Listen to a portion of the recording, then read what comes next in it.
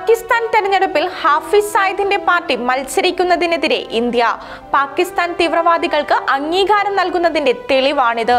ഭീകര സംഘടനകളെ സാധാരണവൽക്കരിക്കുകയാണെന്നും ഇത് ഗുരുതര പ്രത്യാഘാതമുണ്ടാക്കുമെന്നും ഇന്ത്യ. മുംബൈ ഭീകരാക്രമണത്തിന്റെ സൂത്രധാരനും ലഷ്കർ ഭീകരനുമാണ് ഹാഫിസ് സയ്യിദ്.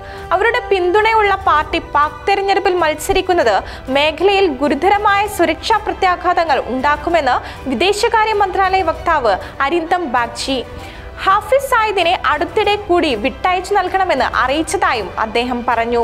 പാകിസ്ഥാനിൽ ഇത്തരത്തിലുള്ള തീവ്രവാദ സ്വഭാവമുള്ള സംഘടനകളെ സാധാരണ രീതിയിൽ കാണുകയാണ്. അവർ തെരഞ്ഞെടുപ്പിൽ മത്സരിക്കുകയും ചെയ്യുന്നു. അവരുടെ ആഭ്യന്തര കാര്യമാണിത്. അതിനാൽ ഈ വിഷയത്തിൽ അഭിപ്രായം പറയേണ്ടതില്ല.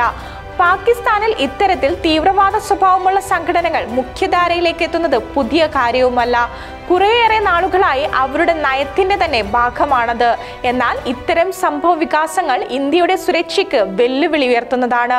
ഗുരുതരമായ സുരക്ഷാ പ്രത്യാഘാതങ്ങൾ ഉണ്ടാകാൻ സാധ്യതയുള്ളത് കൊണ്ട് തന്നെ ദേശീയ സുരക്ഷയെ ബാധിക്കുന്ന ഇത്തരം കാര്യങ്ങൾ നിരീക്ഷിക്കുന്നത് തുടരുമെന്നും അദ്ദേഹം വ്യക്തമാക്കി. തീവ്രവാദ പ്രവർത്തനങ്ങൾ പണം സ്വരൂപിച്ച കേസിൽ നിലവിൽ 33 വർഷത്തെ തടവിന് ശിക്ഷിക്കപ്പെട്ട് പാക് ജയിലിൽ കഴിയുകയാണ് ഹാഫിസ് സയ്യിദ്. 2008 ഡിസംബറിൽ UN സുരക്ഷാ കൗൺസിലും ഹാഫിസ് സയ്യിദിനെ തീവ്രവാദിയായി പ്രഖ്യാപിച്ചിരുന്നു. Seed news, Kozhikode.